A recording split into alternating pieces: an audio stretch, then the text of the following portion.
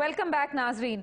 मोइन हैदर साहब, आप ये बताइए कि फॉरेन पॉलिसी एक ऐसा डोमेन है जिसका अभी फातमी साहब भी हवाला दे रहे थे कि जिसमें जज्बाती उतार चढ़ाव और इतने पब्लिक यानी जिसे सेंटिमेंट दोनों अतराफ से हमें सामने आ रहा है, अमेरिका से भी पाकिस्तान की, उसकी गुंजाइश नहीं होती।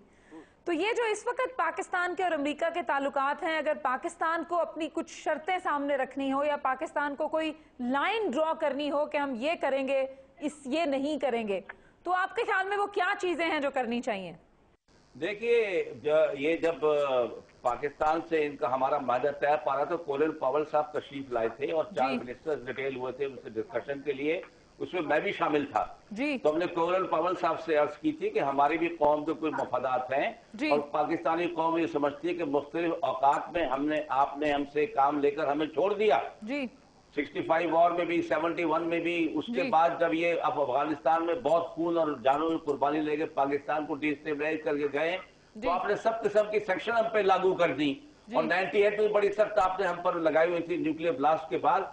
अभी दोबारा आपको हमारी जरूरत पड़ गई तो आप आ गए और उन्होंने कहा कि हम आपके साथ अभी लॉन्ग टर्म रिलेशनशिप सोच रहे हैं, 50 साल की कम से कम। क्या होना चाहिए मोइन हैदर साहब? इस वक्त यही होना चाहिए। देखिए ना, हमारे पास तो ऑप्शन क्या है, पैसे देने वाले वो हैं, शर्तें बनाने वाले वो हैं, बाजू मरोड़ने वाले वो हैं। हमें कौमी मफाद के लिए जहां तक हो सके उनसे कहना चाहिए कि फॉर एग्जाम्पल जिस तरह हमें प्रेशराइज कर रहे हैं वो, ISI को भी अंडर प्रेशर ला रहे हैं, फौज को भी अंडर प्रेशर ला रहे हैं, इकोनॉमी हमारी वैसे अंडर प्रेशर है। साथ ही वो हमसे कहते हैं कि आप ये सेंचुरीज जो है, ये हमारा नंबर 1 कंसर्न है कि आप फौरन शुमाली वजीस्तान पे भी अटैक करें और बलूचिस्तान का भी सफाया करें और बाद में आपसे कहेंगे साउथ पंजाब के अंदर भी लश्कर तैयबा और फलाना है और ये उसके पीछे लगे। तो जाहिर है हम कितना पाकिस्तान के अपने लोगों के साथ कब तक जंग करेगा और कब तक उनको मारता रहेगा? जाहिर है हमारे हैदर साहब, मैं इंटरप्ट कर रही हूँ आपको। देखिए, पाकिस्तान के अंदर ये व्यू है कि हमेशा फॉरेन पॉलिसी जो है उसको एस्टैब्लिशमेंट डोमिनेट करती है। मुशर्रफ साहब के टाइम में भी वही डोमिनेट कर रहे थे। बिल्कुल बिल्कुल सही है। इस वक्त भी जाहिर है एस्टैब्लिशमेंट फौज की कंटिन्यूटी है, वही जो उनके वक्त में थे चीफ ISI के, वो आज हमारे चीफ ऑफ आर्मी स्टाफ हैं। तो ऐसा क्या हमने अग्री कर लिया जो कि आप जमहूरी हुकूमत को ब्लेम कर रहे हैं कि उसने नहीं किया, जबकि एस्टैब्लिशमेंट की कंटिन्यूटी फौज अमेरिका के ताल्लुकात के साथ वही है? देखिए जी, जैसे भी बुरे भुले लीडरों चाहे डिक्टेटरशिप हो चाहे जमहूरियत हो, फिर भी लोग पाकिस्तान के मफाद का ख्याल करते हैं और जरूर उनके साथ बातचीत होगी।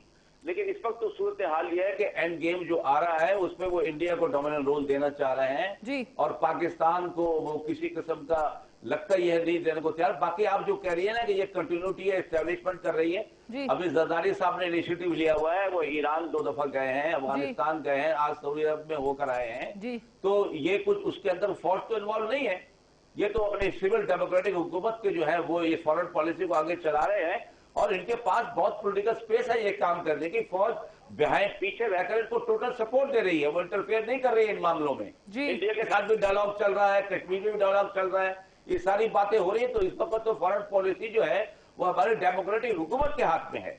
ठीक है, तारिक फातमी साहब आप हमारे साथ मौजूद हैं इस वक्त? जी जी। अच्छा फातमी साहब, आपसे मैंने ब्रेक पे जाने से पहले पूछा था कि क्या ऐसी शर्तें हैं या क्या ऐसे नो गो एरियाज हैं जो पाकिस्तान ये कहे कि हमारे जो ताल्लुकात हैं अमेरिका के साथ वो इन शर्तों के ऊपर 1, 2, 3 हम आपके साथ रखेंगे, इन शर्तों के इन पे हम नहीं करेंगे? देखिए, सबसे पहले तो ड्रोन अटैक्स को खत्म करना जरूरी है। अवाम में इस पर इतना गुस्सा और रंज है कि अंदाज नहीं किया जा सकता। दूसरी बात यह है कि उन्हें क्लियरली क्या ये डूएबल है फातमी साहब? डूएबल, बिल्कुल 100% डूएबल है। अगर अमेरिका का जितनी रिलायंस है इसके ऊपर, आज तक हमने रेज ही नहीं किया इस इशू को। हमारे प्रेसिडेंट और प्राइम मिनिस्टर ने उन्हें इनकरेज किया है, ये तो और आर्मी चीफ ने भी इनकरेज किया है। अच्छा, दूसरी चीज ये है कि क्लियरली बताने की जरूरत है कि बूट्स ऑन द ग्राउंड की इजाजत हम कभी नहीं देंगे। अब नहीं देंगे, जबकि हम उनको पहले दे चुके हैं और अब हमें पता चलता है कि उनके ड्रास्टिकली नंबर्स कट हो रहे हैं। जी, उसका तीसरी चीज ये है कि अफगानिस्तान के पीस प्रोसेस में और फ्यूचर पॉलिटिकल डिस्पेंसेशन में पाकिस्तान एक लेजिटिमेट प्लेयर होने की जरूरत है। अच्छा, चौथी चीज ये है कि हिंदुस्तान को पूरा हक है उनके साथ फ्रेंडली पॉलिटिकल और इकोनॉमिक रिलेशनशिप, मगर अब अफगानिस्तान को ये नहीं इनकरेज करना चाहिए कि हिंदुस्तान जो है वो अफगानिस्तान को इस्तेमाल करे पाकिस्तान के खिलाफ। और अगर पांचवी ये है कि अगर अमेरिका चाहती है कि पाकिस्तान अपने पूरे रिसोर्सेज को इस्तेमाल करे in the war on terror, तो किसी किस्म की अश्योरेंस होनी चाहिए कि हिंदुस्तान ने एक्चुअली पाकिस्तान के फ्रंटियर से अपनी कितनी फौजों को विड्रॉ करके रियर स्टेशंस और कंटोनमेंट्स में मूव किया है। जी अच्छा फातमी साहब, जरा ये बताइएगा कि इस वक्त जाहिर है हमें बार बार नजर आता है कि पाकिस्तान की पॉलिसी में एटलीस्ट पब्लिकली ये जरूर कहा जा रहा है, ये तमाम चीजें जो आपने अभी हमारे सामने रखी, क्या अमेरिका की तरफ या अमेरिकन एडमिनिस्ट्रेशन में कोई टेकर्स हैं हमारे इस व्यू के?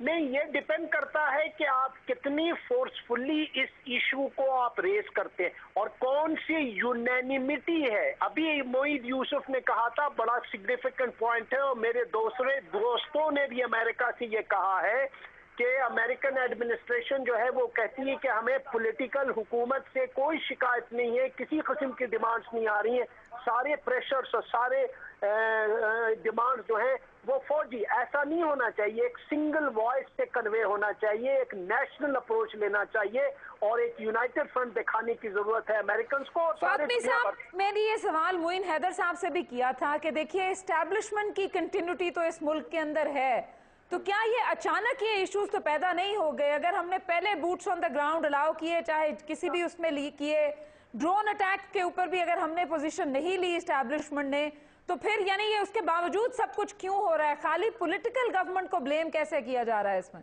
नहीं, देखिए सवाल ये है कि अगर पिछली हुकूमत ने गलतियां की थी तो कोई जरूरी नहीं है कि सारी सक्सेसिव गवर्नमेंट्स और लीडर्स जो है उन गलतियों को रिपीट करें। बहुत मैंने पहले भी जिक्र किया और शायद अब ये बात पुरानी हो गई कि जैसी ये हुकूमत आई थी बड़ा अच्छा मौका था कि हमें फौरन कन्वे करना चाहिए कि भाई देखिए हालात बदल गए। आप ये कह रहे हैं कि हमारी जो पॉलिटिकल गवर्नमेंट है उसके पास फौज से ज्यादा स्पेस है अमेरिका को अपनी शर्तें डिक्टेट कराने की? क्योंकि एक रिप्रेजेंटेटिव हुकूमत खास के अमेरिका में जाके ये कह सकती है कि भाई आप चाहते क्या है कि मुल्क के अंदर इंस्टेबिलिटी हो जाए, बलवा पैदा हो जाए, लोग सड़कों पर निकल जाए। अब आप देखें कि इजिप्ट कितना क्लोज उनका फ्रेंड और हमारी जो सिविल गवर्नमेंट है वो इतनी इन शर्तों को फोर्सफुली आर्टिकुलेट नहीं कर रही आपके ख्याल में? जी जी नहीं कर रही है, आज तक नहीं कर रही, और ये अमेरिकन सोर्सेज हमें कहते हैं। बिल्कुल, thank you very much Fatmi साहब हमें ज्वाइन करने का। नाजरीन, हम इसी गुफ्तगू को कंक्लूड करेंगे एक ब्रेक के बाद।